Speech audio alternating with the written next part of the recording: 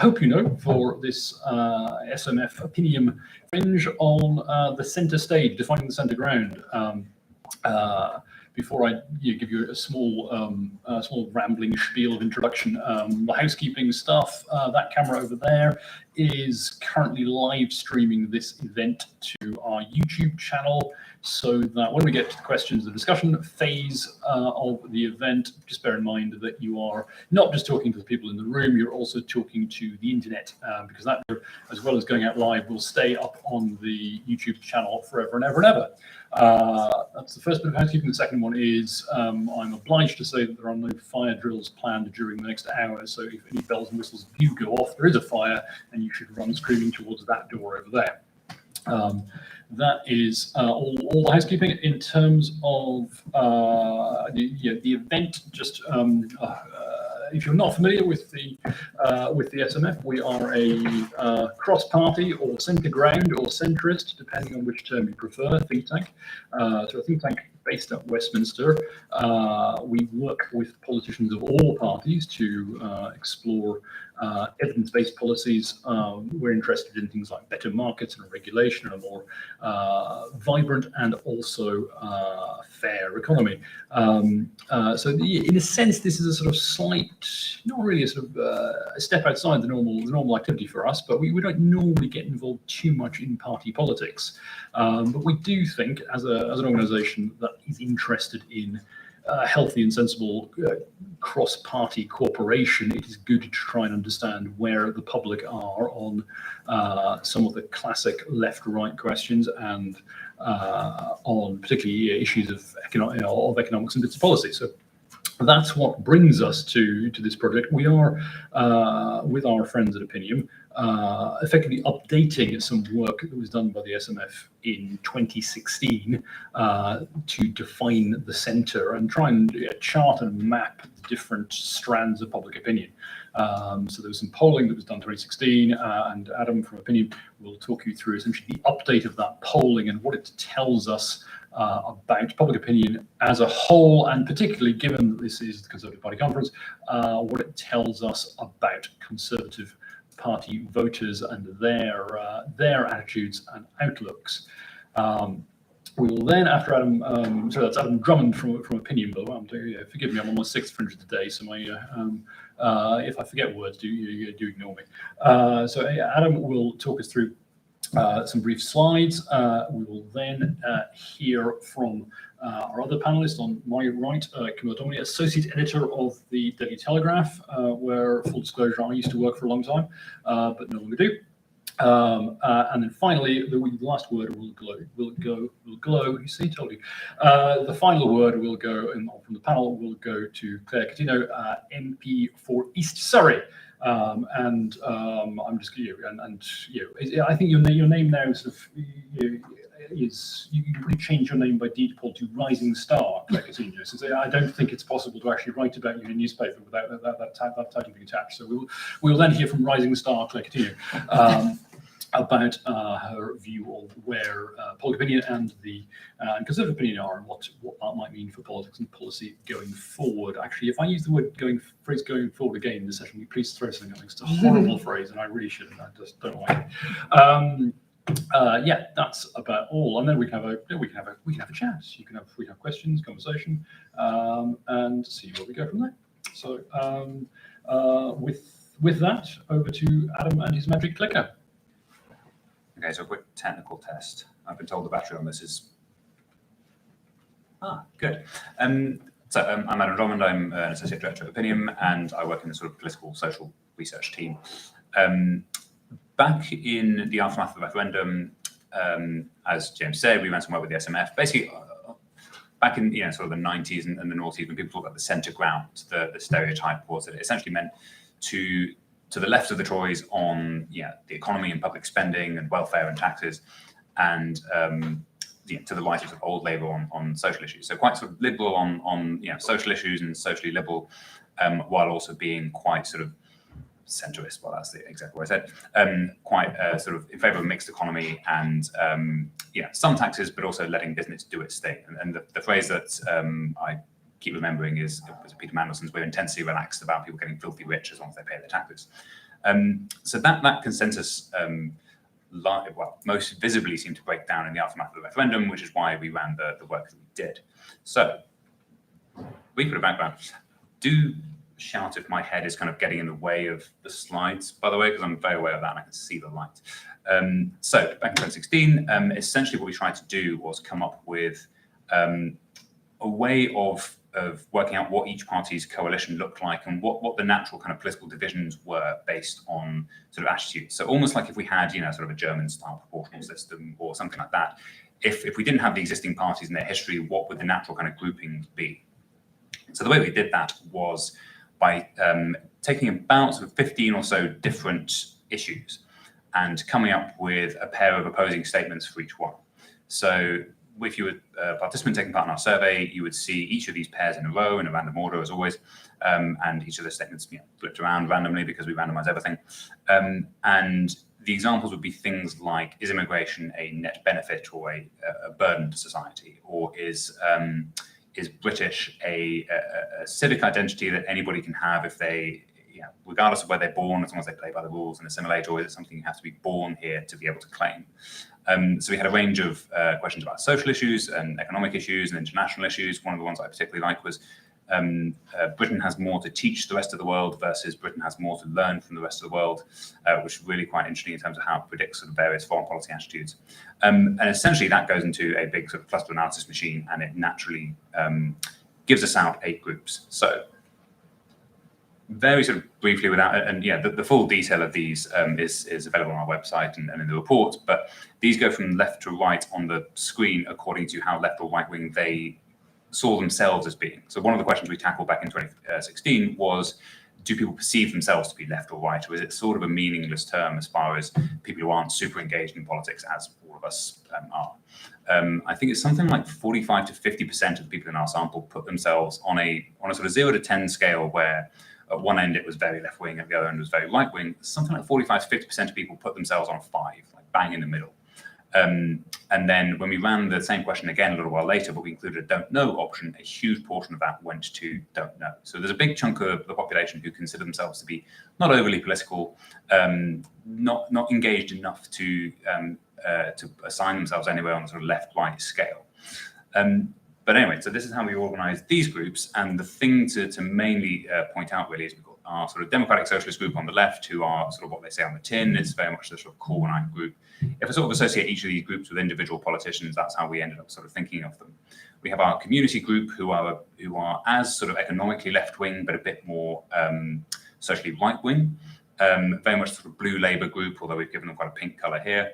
You have your progressive group, which is a bit more sort of internationalist social democrats.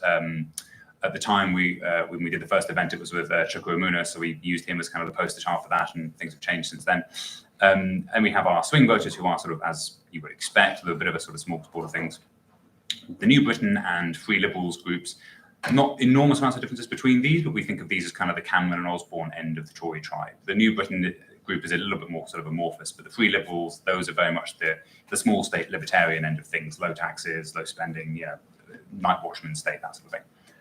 And then the two which you'll have noticed are much bigger than the rest are the Common Sense group, which is, we originally called these something, some non-ideological Tories. And the reason it's common sense is because that's how they think of most political issues. It's not a question of advancing a particular ideology, it's what's the sensible thing to do, the obvious thing to do.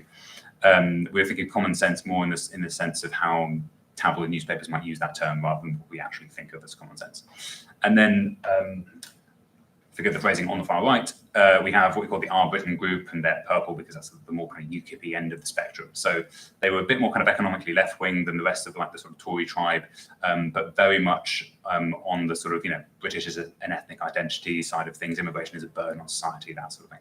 And the first thing you'll notice, as I pointed out, is that those two groups on the right make up half the electorate. They're the biggest groups by far, and at least that's what we found in 2016. So what's changed since then? Those groups have got smaller.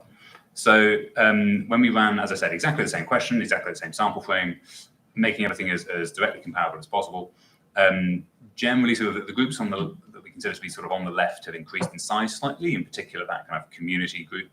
And the groups that we have on the right have shrunk, most notably the sort of Our Britain group have shrunk quite a bit. And there's a bit of sort of movement there between groups. So some of the Our Britain group have moved a bit more towards the community side of things. This is ultimately how the algorithm processes their answers and puts them into the appropriate groups. And this has happened for a couple of reasons. So basically, society as a whole has moved left in two ways. So one of them is on economics, and these are the results of two of the sets of statements that we've included. So the first was it's important that Britain doesn't become too unequal a society with a group of sort of super rich at the top and an underclass at the bottom, versus that's not really the government's job to worry about that. And so you can see at a total level.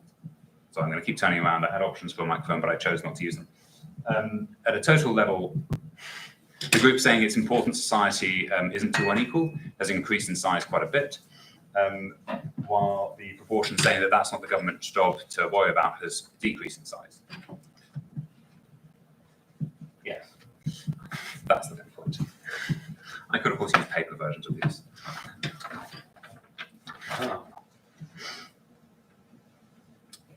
So the other way that society moves slightly, the way we think of it is slightly sort of to the left, is on immigration. So those two sets of statements I mentioned earlier, one of them is that is immigration beneficial or not for society? The proportion saying it's beneficial has increased in size quite a bit. The proportion saying it's a burden has decreased by almost the same amount. That's something that you see in lots of other survey data from lots of different companies on lots of different sort of time frames. Basically, one of the key changes since the referendum is that the salience of immigration as an issue has decreased quite a bit. Maybe that's in response to people having more of a sense of it's being controlled, or maybe it's in response to it not being on the fronts of newspapers all the time. These things all kind of intermix with each other. But the other change is that the percentage saying that British is a civic identity rather than an ethnic one, that's also increased. Obviously, these were all done on a 5-point scale. So the darker the blue or the darker the pink, that's the end of the scale. So even at a net level, if it doesn't seem to have changed that much, it's changed quite a bit in the people ticking the end point of the scale. So this is where the party politics part of it comes in, because the major advantage that, the main conclusion that we took out of the 2016 research was that basically the Tories have a much easier job in terms of holding together a less ideologically diverse coalition versus Labour trying to hold together a coalition of lots of smaller groups versus two much bigger groups. And that's still largely the case, even though the size of those groups has changed slightly. You can see basically Labour, this is current voters based on who they say they vote for now. Labour's coalition is made up of lots and lots of different groups. You can see they're almost evenly split between our Democratic Socialist group and our Progressive group. While the Tories, it's still dominantly that sort of common sense group. So in terms of who each party has to try and appeal to, what messages they have to get across, you have sort of an easier job in terms of having coherence of narrative if you're the Tories than you do if you're Labour, where you're trying to satisfy all these different sort of disparate groups who have quite divergent views. So the other part, the more sort of Tory relevant part, is whether or not the Conservatives have moved left. So I mentioned just earlier that society more generally, the total level, people are more likely to take more sort of traditionally left-wing options in our scales. But what's interesting is a change among Tory voters specifically comparing sort of 2016 Tories to 2021 Tories. So just looking at two of those sets of statements again. So let me just make sure I've got these in the right order. So that point about it's important society doesn't become too unequal. So in 2016, you had 60% of Conservative voters saying that people should be able to earn as well as whatever they want, as long as they pay the taxes they legally owe. Basically, that sort of 90s centrism point. And in 2021, that's dropped quite considerably. So and especially again, the ones to look at are actually the solid blocks at the bottom, the people ticking the end of the scale. So in 2016, that was a really consensus position among Tory voters, and in 2021, it's dropped down quite a bit. It's still a majority saying the more sort of low tax position, but it's not as strong a majority as it was before.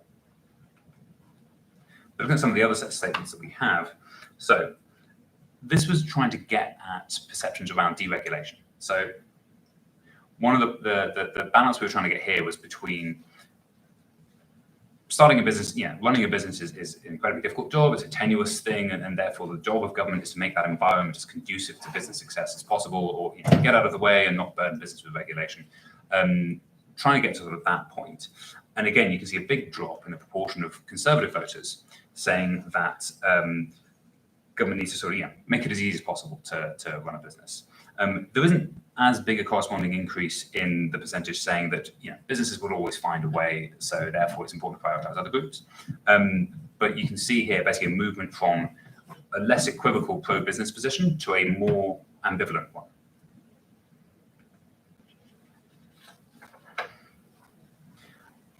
But the phrase sort of the Tories move left on economics, that's an incredibly broad phrase and it encompasses lots of things. It's not quite as clear-cut as that, it's much more nuanced. So one level, as we've just seen, is being pro-business or anti-business or less deferential to business. And views around sort of taxation, etc. Where they haven't moved as much is on the redistribution side of things. And this is what our data shows, but this is also backed up if you look at things, equivalent questions in things like the British Election Survey or the British Election Attitude Survey, etc. Basically, the Tory coalition hasn't really moved as much in terms of sort of generosity of welfare. So there isn't as big a sort of corresponding move in terms of being comfortable with the state having a more generous welfare provision.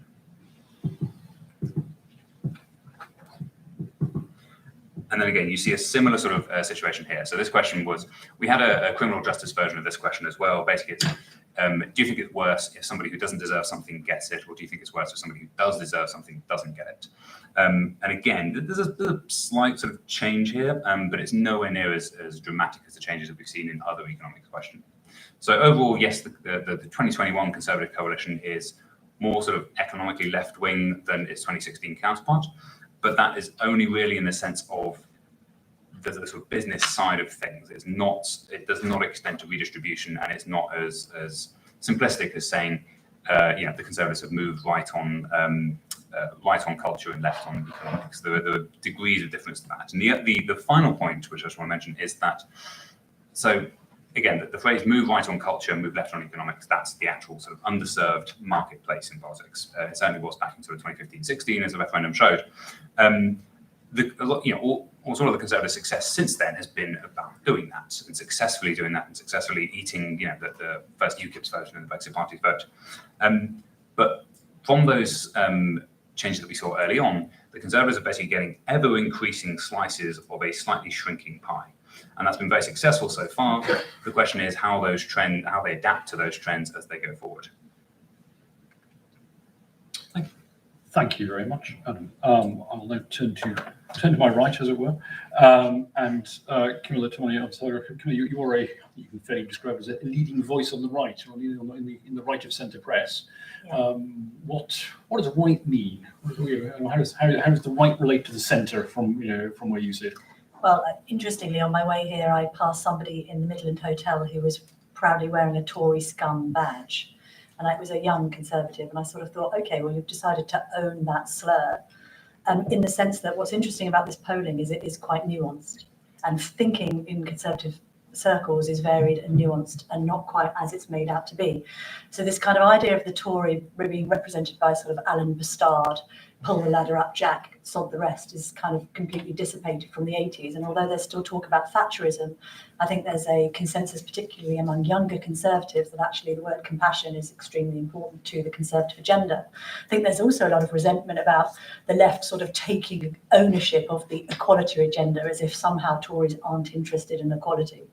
Of course they are, and particularly among the younger generation, you are going to get a leaning towards this idea of pro-fairness. And it's of no surprise at all, Tory thinking is moving in the direction of more fairness, because that's surely what it's all about.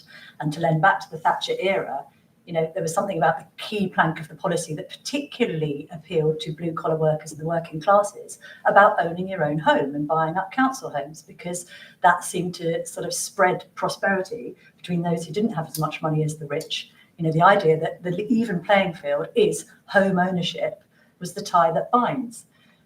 Equally, when we look at some of the blue wall constituents have been won over by conservatism, we shouldn't necessarily be surprised that the polling is reflecting, it's not a lack of generosity, but a lot of those blue wallers to red wallers are people who are in work, and they're people who are in low-paid jobs who go out and earn a living, and therefore are perhaps resentful of people who are continuing to take money from the state when they're having to work hard, probably for low wages. So therefore you're going to see that represented. But as is ever the case, we've got into this situation where talk about right is wrong and left is right, and the debate has become very black and white. And it was exemplified, frankly, last week by Angela Rayner, sort of using this word scum with which to try and classify a group of people for whom that word doesn't apply to the vast majority. I'm slightly suspicious of polling because in that environment, how many people are you going to get in a polling or focus group that are going to start, putting their hand up and admitting to what might be true feelings about a concern, for instance, quite legitimately about uncontrolled immigration?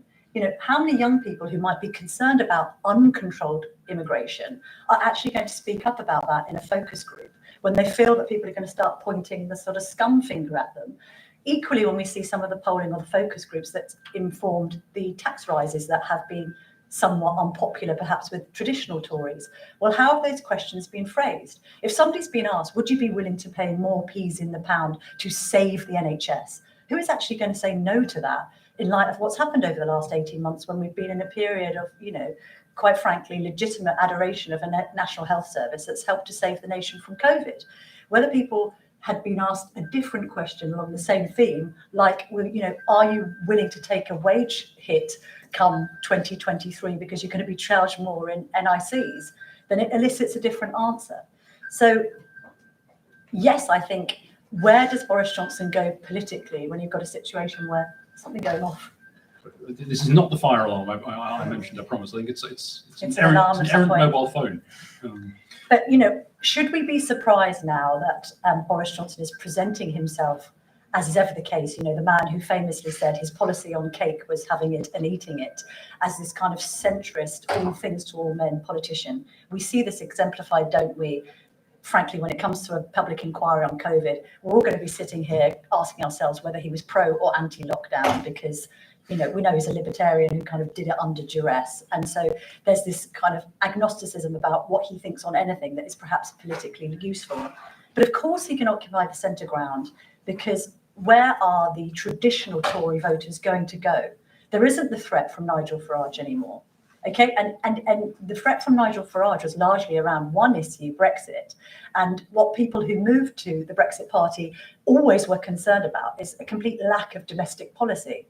So if you can perhaps, and this is the criticism, and we might hear it on the conference floor this week, that he is taking traditional Conservatives for granted, if they don't have anywhere else to go, and he needs to maintain popularity with this newfound caucus of people who might be traditionally in the past more left of centre, then obviously he has to play to that crowd. I mean, there's no chance really of winning over ever the far left. So frankly, the Conservatives may as well just, leave that.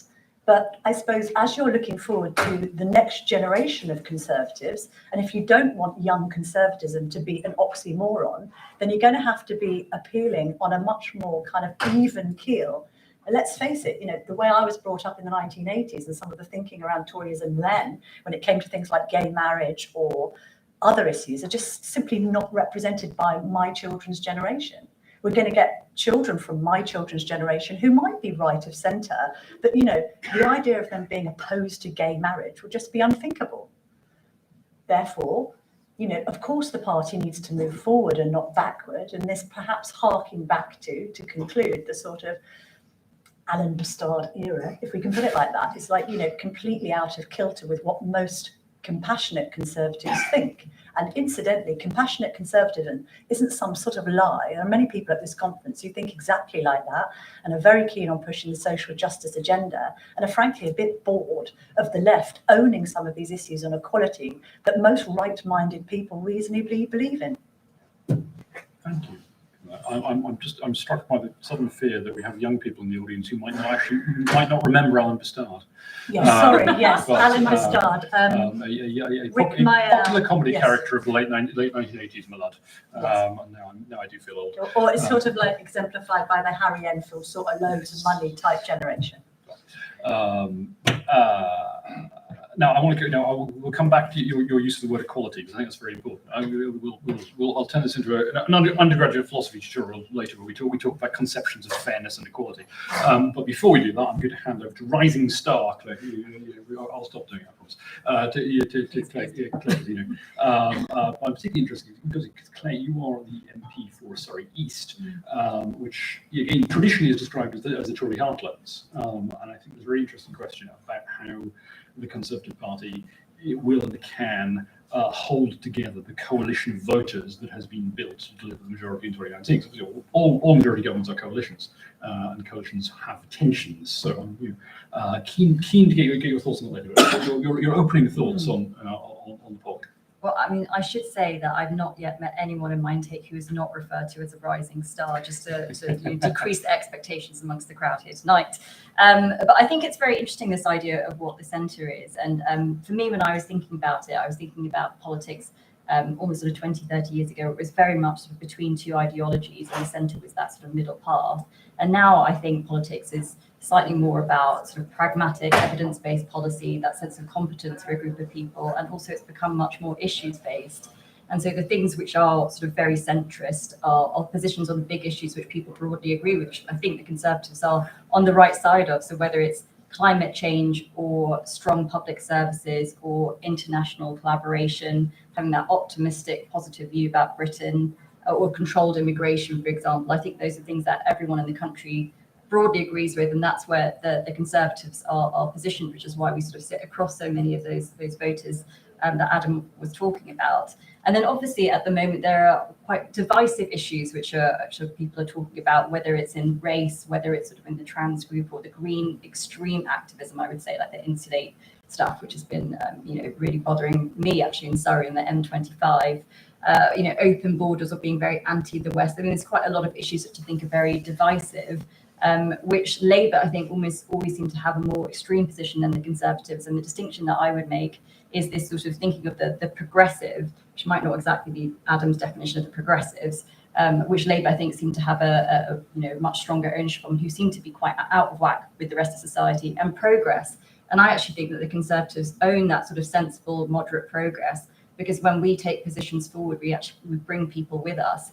An example that I would use, I mean, Camilla was talking about gay marriage. And I think in 2012, the public support for gay marriage was 55%. And in 2021, it's now 74%. And I think it's inarguable that when the Conservatives are pushing forward on some of these issues, we are able to bring a greater swathe of the population with us. And just looking forward to why that is now, I think we have a better spread across society. And it's not sort of to the Alan Bastard's sort of stereotype of our voter. We actually did better amongst the C2DE group than the ABC1 group, so much better with the working classes at the last election. We do much better with the non-graduates who make up the majority of the population. So the split between Conservatives and Labour was 58% to 25%. And I think having that broader group means that James Kanzagurian has this great phrase that we have the attitudinally porous areas. So we have the more mixed constituencies, which means that, again, once we're pushing forward on something where we're able to sort of spread those views and those values, which I would think why people do find it so frustrating when people say we don't own equality issues or we're not progressive. And I actually really am very optimistic about the Conservatives' ability to make progress.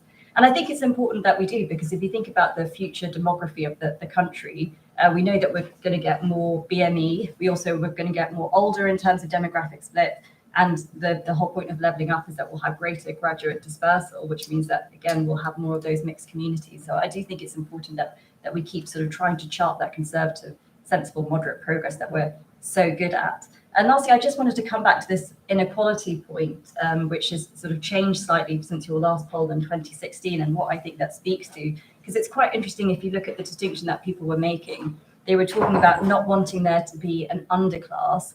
And I think in the feeling over the last 5 years, that feeling is sort of strengthened, that we don't want there to be an underclass. And I think that's why the levelling up agenda has spoken to the country, and again, why we sort of saw that winning so many people over. And if you think about the things that we're doing to underpin that, one of the major things is the huge skills package. I think is one of the biggest skills packages I can have in my memory in terms of public policy. And not only is that targeting the long-term unemployed through things like the Restart program, it's targeting the young through things like the Kickstart program or the lifetime skills guarantee. And although, you know, that sounds probably quite jargony and niche, and I'm sure if you said to a member of the public, what is the lifetime skills guarantee, they might not know. But actually there's 11 million people in the country who don't have a level 3 qualification. That's a third of the working public. So these policies are big, they're universal, and they're aimed at skilling up the country so that we don't have an underclass, that no one is left behind and everyone is able to progress.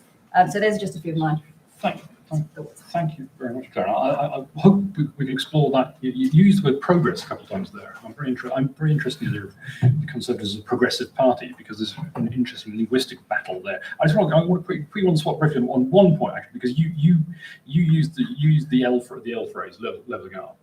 And to come back to your constituency, sometimes it is said that, and this is there's a test of that internal coalition. Sometimes it is said that in constituencies like yours, there is not huge enthusiasm for levelling up, because sometimes I've heard some of your colleagues say actually, well, they see a government that might take away something from places like Surrey East in order to give more of that to some other parts of the country further north. But by the sounds of things, you detect enthusiasm for levelling up in your Tory heartlands.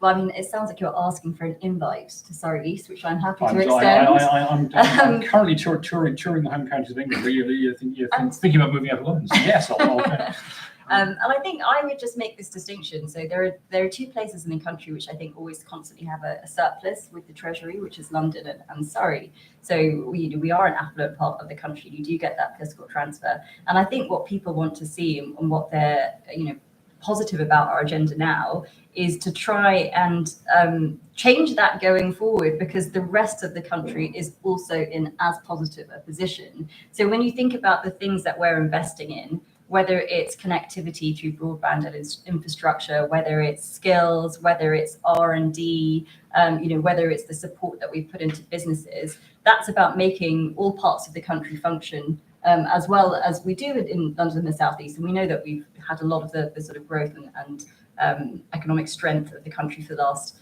however many decades now. So I think they do appreciate that, because ultimately that will be good for Surrey as well as being good for the rest of the country. Which is taking us to the equality debate that I promised to try and start. I'm going to come to Camilla on this one, because you talked about the Conservatives of today being a party committed to equality. And I think there's slightly in distinction to the way the party might have been in the 1980s. Do you think that what we're essentially saying is that there's been a shift in a commitment to equality of opportunity, moving further towards Conservatives being slightly more interested in equality of outcome? Well, I think both. I mean, Claire's there mentioned this idea about T levels, for instance. Well, I mean, most reasonable people think that it's a good idea that technical education is put on a par with academic education, because we all know that, to quote somebody, we can all get classics degrees or other degrees from Oxford, but it might not be particularly practical for the workforce. And so, my generation, having been brought up by parents who absolutely insisted that I must go to university, I don't know whether I'm going to have the same attitude with my own children. If one of them wants to turn around and tell me that they want to do an apprenticeship, that's fine by me. When it comes to equality, I think what we've seen as well is this kind of hypocritical sort of stance on some issues of equality. I interviewed Liz Truss yesterday, and she, as Women and Equalities Minister, tried not to get into a mess over this trans thing. The whole point, again, it comes down to fairness. When people argue that, to seek equality for one group of people while taking the equality away from another, i.e. focusing on trans at the expense of women's rights, doesn't strike anyone as particularly fair. So it all comes back to fairness and the sort of whole, it's interesting to see Rishi Sunak today. The clear argument that he's going to make is sort of the Eric Pickles argument. Is this policy going to strike the electorate as fair? We need to claw back the money from coronavirus. We can't add it to the national debt because we're worried about the debt as it is anyway. And if interest rates go up, we're going to be even more screwed. Do you, as the public, does it strike you as fair that you pay a bit more so that we can clear this backlog and hopefully funding money into social care? The calculation the Treasury has clearly made, and indeed the Prime Minister maybe reluctantly has gone along with it, is that the public will say yes. And therefore, surely fairness is the heart of all sensible political agendas. Thank you. And another word I think that came out of your remarks, Claire, you talk about the future, and is it possible to pop the slide back up, which talks about the shift in the group, the size of our tribes, because going back a bit, there. Now that, just if you hopefully that's relatively clear, that suggests that the groups that were that still are the core Tory vote on the right of the screen there, because the Common Sense and Our Britain groups have become smaller in the last 5 years, at the same time as the Conservatives have actually gained a majority in the Commons. So I suppose the question for all of you, including Adam, is that the start of a longer term trend, do you think? And is there any potential here for British politics to follow the trajectory that some people think that US politics is on, which is, it's often been diagnosed in the US that the Republican Party is facing a long-term decline because over time the electoral groups that tend to vote Democrat will grow as a proportion of the population. Do you think the Conservative Party is looking at the long-term shrinkage of its base and the growth of those non-friendly Tory tribes? And does that, if so, what does that mean for the necessary shift in outlook of the Conservative Party, do you think? I'm sorry. It's a very long question, but I know you know the answer to this discussion before. Yeah, come back to that clarity. So I think one thing to point out is that I don't think the US comparison really works so well, because that's due to very specific US factors, and also some degree of misinterpretation of what's actually happening in terms of US demographics. There's this book that came out, what was it, called like The Rising Democratic Majority, and it came out in the late 90s, and that was the thesis that non-white voters disproportionately vote Democrat. They're becoming a large portion of the American electorate, therefore the Republican Party is doomed. And actually, almost as soon as that happened, George Bush won the presidency, the Republicans won the Congress over various years, and then the Democrats had, I think, sort of 5 or 6 years of unified control since that came out. And there's also, I think, been a significant amount of misinterpretation of the sort of Obama 2012 era, which was basically election win, which was basically that sort of thesis, which has since, not only the Trump election win in 2016, but also how well Trump did among various minority groups in 2020, sort of gives the lie to that a little bit. I think in the UK, the real point is that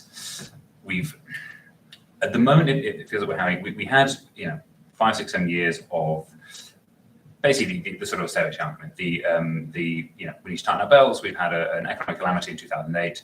Therefore, the solution is we need to restrict spending and get public finances under control.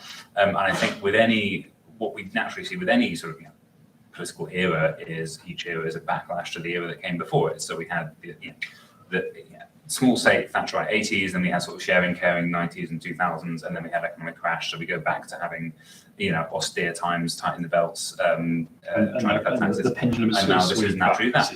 So the difference is that rather than it being Tony Blair who swung in and got to do the sharing, caring, that's the more generous state, it's the Conservatives who have successfully morphed into doing that. Boris Johnson is the heir to Blair. In most ways, apart from a lot of the social liberalism. I'm really interrupting you because Camilla unfortunately has to leave us because she's terribly popular. No, I'm hosting another panel. Yes, so I'm going to go a last thought from her before she deserts us cruelly. Johnson is the heir to Blair. In a way, this idea that people in red wall seats often said to me when I was covering the election, I'm voting for Boris. I'm not voting for the Conservatives. And this idea that he transcends the party is obviously a really valuable skill, because even though there are people outside shouting Tory scum, at the same time, if Boris turned up, most of them would pose with him for a selfie. And that's quite a potent characteristic. The other thing I was going to say about this occupying of the centre ground moving forward, we've talked about Blair and the idea that the Labour Party only ever came into power really in modern history down to the fact that Blair, moved the party towards the centre. What generationally divides the sort of hard right and the hard left? I would say that, the hard right are older people who are dying out, whereas the hard left that are coming into the Labour Party and still making life extremely difficult for Keir Starmer are younger people right? So if younger people keep on driving the Labour Party more to the left and create division within the party, whereas you get more of a larger caucus of people within the Conservative Party that are younger and are perhaps going to get slightly more right-wing as they get older, as people do, but generally want to inhabit that centre ground, that suggests to me that the future is brighter for the Conservatives in that space than Labour. Thank you. Thank you. I'm sorry to leave you early. Heartbroken. Thank you very much. Should we have a quick round of applause, Camilla? Should we get the what's the next panel? It's on Jet Zero. Jet Zero. Is Jet Zero possible? So, right, when you finish here, you can rush off to I'm taking a private jet to get Of course. Thank you. See you later. Claire, before we go to questions from our audience, do you think Boris Johnson is the heir to Blair? Well, I would say that Blair was the heir to Major, personally, because if you think about things like from like grant-maintained schools to consumer choice and public services, actually one of the things that Tony did was very well continue some of the excellent policies that the right had put in place in the years before that. And I think actually, where we are, and just to echo some of the things that Camilla was saying there, is in a position to be sort of sensible and evidence-based. And I think that really is the key in terms of small c conservative. In terms of actually Tony Blair, I wrote an article recently saying that the left was incapable at the moment of putting forward sensible and radical ideas. And I think that's where Boris has been, I think, exceptionally good at finding some of these very transformative packages. I think whether it's the skills thing that I've mentioned before, or whether it's looking at that infrastructure connectivity, they're levelling up piece, but they are broadly sensible and people agree with us. So I think that's the distinction that I would make between where we are and why we are more in the centre. I think it's interesting. Yeah, it's once upon a time, I think it was Tony Blair and his friends defined the core of New Labour ideology as and a belief as what works. Which is an interesting echo there. I'm going to open it up to questions and observations from all of you. There's a hand go up straight away at the back. So, gentleman there. Thank you.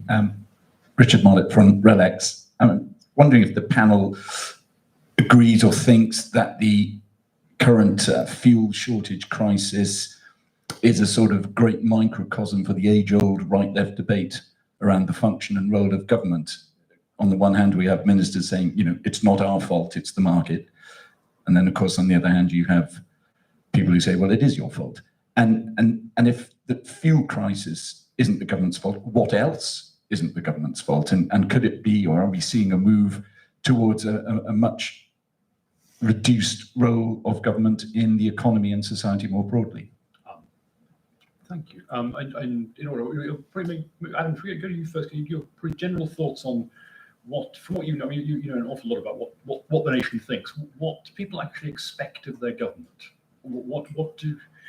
How much? I mean, because it seems relatively clear from polling at the moment that the government is not actually getting a lot of blame for lots of the things that make headlines, which suggests that voters don't actually regard lots of these things as being ultimately the responsibility of the state. Is that fair? I think there's two bits to it. So one of them is how sort of Teflon is the current government and the current prime minister, and then what people think of the role of the state is. So on the first point, like George is still ahead in voting. Like the first time famously that Tony Blair's Labour fell behind William Hague was in the fuel protests of I think 2000. That hasn't really happened this time, and that is, you could say, remarkable. When we actually when we ran questions about it, there was a significant portion of the public, well, most people, when we asked, are these different factors to blame or not to blame for it? Majority blaming Brexit for it, which obviously is the government's central project, but that didn't necessarily translate into declining support for the Conservatives. So it's like stated preference versus revealed preference. If your stated preference is, your stated view is that the government's main project is responsible for this chaos, and yet you're going to keep on voting for them, that kind of says something about which of those things you prioritise. In terms of what people think the role of the state is, again, the thinking back to what the centre ground was in the noughties and the sort of pre-referendum era, the general rule was that actually the real centre ground is significantly socially to the right and significantly economically to the left. And one of there's lots of academic literature about what the referendum meant, but the fact that it was less prosperous areas which disproportionately voted for the change option, I think it's a reasonable interpretation of a lot of that result, that was people wanting the government to sort of protect them and insulate them from, you know, the storm of, you know, global capitalism, rather than the sort of buccaneering high seas imagery that was coming out from some parts of the Leave campaign. Now, the reason, not to make everything about the referendum, but the hypothetical whereby the Leave campaign is dominated by this idea of we'll be a buccaneering free-trading nation and what was the phrase I was looking for? It's escaped me. That sort of conception of things, that would have, I think Dominic Cummings was right, that would have got about sort of 15-20%, whereas actually his version was the government is going to take care of the problems that we've got because you're going to be able to take back control, and there's going to be the distance between you as a voter and the problems in the world isn't going to be as distant as it felt like in the EU. It's going to be a bit more tangible, and you're going to feel like you have more control over things. So I think there is, and your government is going to do more things for you, yeah, possibly. Yeah. yes. Can I get a thought on the particular question on fuel delivery and the role of government, but more generally, I'm going to sort of adopt. I'm going to channel Camilla here. Once upon a time, I used to write leaders to the Telegraph, and I don't do it anymore. I know the Telegraph is now terribly unhappy about the fact that you as Conservatives are currently overseeing the biggest peacetime expansion of the state in generations. Bluntly, there is an argument that says the state is too big and is doing too much. So thoughts on where does state responsibility lie around fuel prices, particularly? I mean, how conservative is it to increase the state in the way that you have, to increase the tax take in the way that you are? So just to talk about the HGV situation, I think from sort of talking to my constituents and talking to sort of people more broadly, what people have sensed is actually the HGV situation has been with us for a number of years. It predates Brexit. It's a global issue. And in fact, if you look at the numbers of shortages, they're greater in Poland than they are here, which if it was purely a Brexit issue, I think we should all be quite surprised by. So I think people understand that it's a longer issue, and you have to accurately diagnose it as one of wages and conditions if you are going to properly solve it for the future. That being said, I do think they think now, obviously, I mean, I'm in the southeast where we know there are still challenges. Obviously, it's east in much of the rest of the country. I do think they expect government to take reasonable, as much as they can, steps to alleviate some of those challenges. But then I think they also see us doing that. So whether it's the short-term phases that we put in place, we brought in the military today to help with some of the fuel distribution. I think they do expect us to protect them from the worst disruption. And I think they think we roughly got that balance right. And I would just contrast that with the Labour approach, which was to say we'll have 100,000 immigration visas.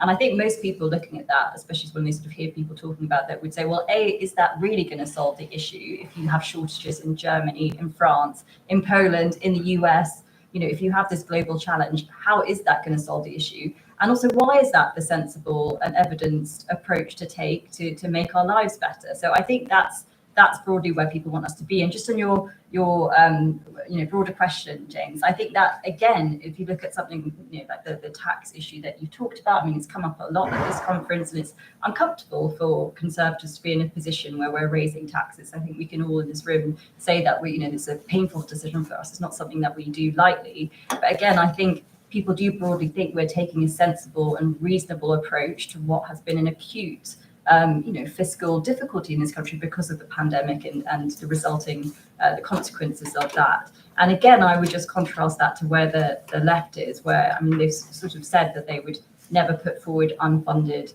solutions. But if you look at, everything that they've done over the last 10 years in opposition, but even now with the new shadow chancellor, is basically to keep putting forward billions and billions and billions of pounds of unfunded asks. And I think people, again, don't feel like that is reasonable, and they don't believe that that is sort of sensible public finances. Where with us, we've been very honest, very upfront about the difficult decisions we've had to take, and we've explained them in each case as to why they're needed and why they're reasonable. And then you will have heard the Chancellor set out today his ambition to get back to a low tax economy as soon as we can. Thank you. The question from the back, people at the back asking questions at the front. This is.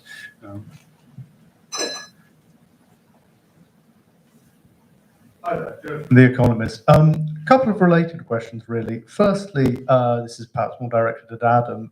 I'm interested in looking at the apparent leftward shift amongst Tory voters, and I was wondering how much that was driven by the absorption of new voters, sort of UKIP voters, Red Wall voters, and how much there was actually shifts among pre-existing Tory voters. Do you have sort of people in Buckingham thinking that may be becoming a bit more worried about inequality? Have Tory attitudes changed, or have Tory people changed? Is the question. Yeah, and on a slightly related note, just to pick up on the irony that some of the loudest voices for Brexit tended to be, at least within the Tory party, tended to be of a more libertarian bent.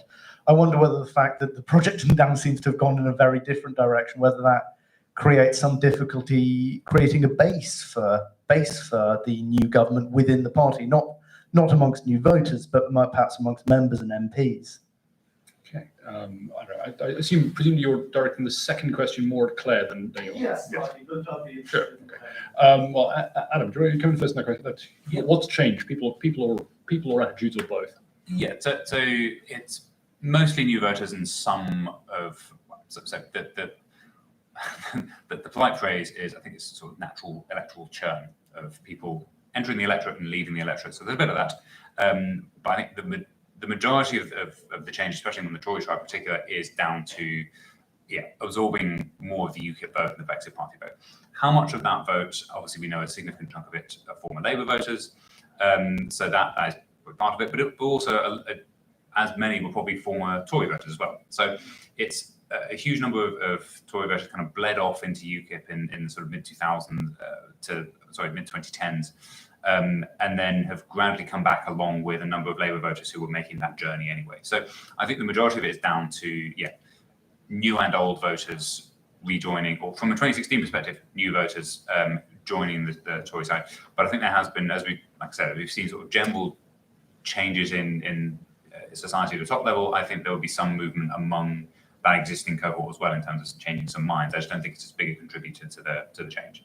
And so on the tribes there's the third tribe that's really relevant here, which is the community group, which has grown in a non-trivial way in the last 5 years. Indeed, and I think that shows that there were a number of people in 2016 who were probably, because the community group and the Our Britain group, it's a matter of emphasis which one of those you fall into, because a lot of their views are quite similar in terms of being quite socially conservative, quite economically sort of middle of the road towards slightly left wing. So the community group are very similar to the Our Britain group, except that they're economically slightly more left wing. And I emphasize the word slightly there. So there's, as I said, some people will move from the Our Britain group to the community group, and that's behind some of the growth there. So, and that group, the community group, you referred to them earlier on as the sort of potentially the Blue Labour faction. Thank you. And Claire, do you sort of support the base in the Tory family for a sort of an interventionist Johnsonian what works across politics? I would just make this sort of distinction between the investment in places and people that we're seeing now, whether it's things like the Towns deal, the City deals, or the High Street funds, the huge sort of skills packages, which is, our ambition is to increase or decrease regional inequality in the country, increase people's ability to be sort of self-reliant, and the sort of statism that we saw in the Labour era, which was, I think, putting a ceiling on people's aspirations in terms of welfare. And I think that the difference that I would see in sort of the things that the state are doing is we are very unabashedly saying that we're focusing on skills and we want to give people those opportunities to be able to help themselves. I think versus what we saw before. So I think it is quite a different philosophy. I'm going to chip in on the last question, in fact, because you revert to type from many years of political reporter. I think there's been a really interesting shift underway. And I shan't name names, but I can point to a lot of people in senior jobs in government who 5 and 10 years ago would describe themselves as unabashed Thatcherites, believers in a small state and opposed to intervention in markets, who now sit in a government that actually does intervene quite significantly, and I think and are essentially entirely supportive of the Johnson project, which I think is just reflective of essentially a degree of flexibility that's often characterized the Conservative Party over many years. So I think while there's a lot of noise made around Thatcherism and non-intervention, often made by my former colleagues at the Telegraph, the reality of Toryism these days is a group that is much more comfortable with that interventionist approach. But I'm overstuck on my bounds as chair here, so I'm going to shut up and ask for one. We'll do one last question before we wrap up. Like a striking snake, the gentleman's hand went up there. Thank you. Martin Turner from MEF. We do macroeconomic forecasting. I'm just interested, Adam, in your 8 tribes. One, it'd be interested to see that split regionally, see what the differences are. But secondly, the success of Blairism was coalescing these disparate tribes on the left. Did your data give you any indication about how wedded people are to these 8 distinct positions? I mean, how much kind of fudge and flexibility is there between them? Because that would be really interesting for future projections. So to that, the previous gentleman's question, actually, the point about the community group and the Arbor group, that suggests that there were a number of people who were sort of just on the borderline and between those two, and who fell into one group before. And it's not the same people, obviously, because some of them might be, but it's not the same 3,000 people who went to each time. There were probably people who, had they done it in 2016, would have fallen into one group and who now fall into another because of the way they've answered, perhaps 1 or 2 statements slightly differently. So there are a large number of borderline people. In terms of demographic breakdowns and things like that, that's all data that we can publish. So we have to get that around. And just to state the obvious, people don't know they're in these clusters. Oh yeah, that's it's not. They're not identifying themselves that way. This is how Adam's machine is how the sorting hat places them. These are 2 random surveys. You don't know where people from the first survey have gone. You don't know the journey. It's not in the journal. So because that would be fascinating. The same panel. It's really annoying in that there is some overlap, but it's not. I don't think it's quite enough to be able to draw some firm conclusions, which is annoying because they were done mostly on the same survey panel. So, thank you. I think we're now actually at what time? 4:30, 5:30. I've lost all sense of time in this. I've been in this room all day, so I've no idea what time or day it is. But I think we're about at the end of the hour anyway. So unless anybody wants to share any thoughts, or indeed unless Claire wants to leave us with any thoughts, I will bring things to a close and ask you to thank Adam and Claire and our absent panelist Camilla, and thank you all very much for coming. I hope to see you again. And we'll put